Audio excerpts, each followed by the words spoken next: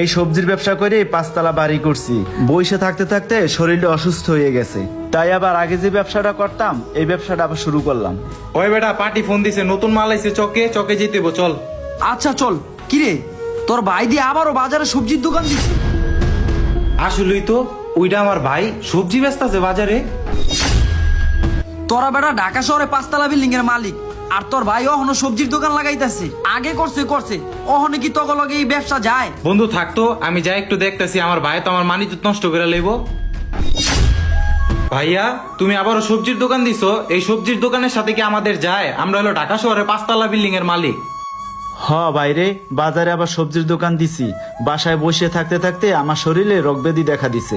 ওইদিকে আবার ব্যাংক থেকে লোন নিয়ে বাড়ি তুলছিলাম, ওই টাকাটাও পরিশোধ করতে পারিনি এখনো। বাড়ি ভাড়া যে কয় টাকা পাই ওই কয় টাকা সংসারে পিছিয়ে চলে যায়, ব্যাংকের লোন পরিশোধ করতে পারি না। তাই চিন্তা করছি এই ব্যবসাটা আবার শুরু করি। এই বইলা ভাইয়া তুমি বাজারে সবজির দোকান দিবা, আমাদের একটা মান সম্মান আছে না ভাইয়া? দেখ ভাই, কোনো কাজই ছোট না, মানুষের কাজকে ছোট কইরা দেখে। তাছাড়া আমি এই ব্যবসাটা আগে থেকেই কইরে আসছি, আর মানুষ কি বললো না বললো এতে আমার কোনো কিছু যায় আসে না। হ ভাইয়া, তুমি যেটা ভালো মনে করো ওইটাই করো। ঠিক আছে ভাইয়া, আমি একটু চকে যাবো। তুই করস বেটা ব্যবসা, আর তোর ভাইয়ের কি এর দোকান লাগাইছে বাজারের ভিত্তে? ওই বেটা আমার ভাই তো কর্ম করে খাইতেছে। আচ্ছা বাদ দে, চকে নতুন মাল আইছে, মামা স্টক করতে হবো মাল। কয় টাকা আছে তোর বাজেট? আমার বাজেট তো 3 লাখ টাকা। 3 লাখ টাকার ভিতরে মাল স্টক করতে হইব। ঠিক আছে তাহলে চল, পার্টির লগে যায় কথা কইগা। ওই লোকটারে দেখি সকাল থেকে একই জায়গায় বসে আছে মন খারাপ কইরা। যাই দেখি কি হয়েছে তার। ভাই সকাল থেকে দেখতেছি আপনি এই জায়গায় বসে আছেন, কি হয়েছে আপনার? মন খারাপ নাকি? ভাই ছোটবেলায় আমার মাটা মারা গেছে, আর এই দুনিয়ায় শেষ সম্বল ছিল আমার বাবাটা।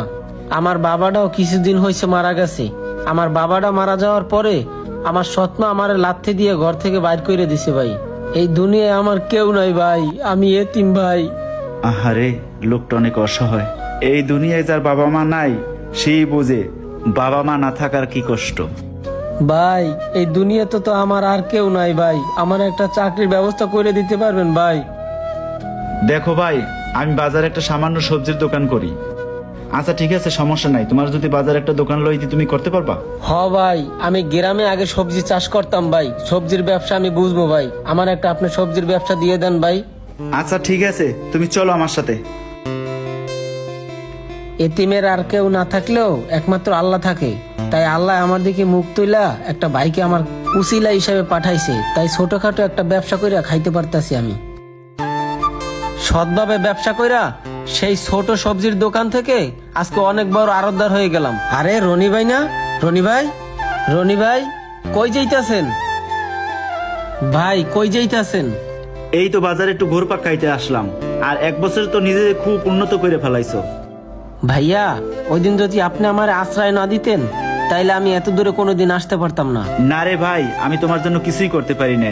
আজকে তুমি সৎভাবে ব্যবসা করছো দেখেই আজকে এই পর্যায়ে আসতে পারছো। সবকিছুই ভাইয়া আপনার জন্য আমি এত বড় আরতদার হইতে পারছি। ভাইয়া বলেন ভাইয়া, আপনার জন্য আমি কি করতে পারি? না রে ভাই, আমার জন্য তোমার কিছুই করতে হবে না। তুমি আজকে ভালো পজিশনে আছো, এটা দেখে আমার ভালো লাগতেছে। ভাইয়া আমার একটা দাবি আছে ভাইয়া, আজকে দুপুরে আমরা 2 ভাই একসাথে খাবো, এটা না কইরেন না ভাইয়া? আচ্ছা ঠিক আছে, চলো। তোর লেগে আমার 3 লাখ টাকা লস হইছে। তোর কথা হই না, কসমেটিকের ব্যবসায় আমি 3 লাখ টাকা ইনভেস্ট করছি। অত কথা বুঝুম না, তোর জায়গা সম্পদ বেচে হইলো তুই আমার 3 লাখ টাকা আমার ফেরত দিবি।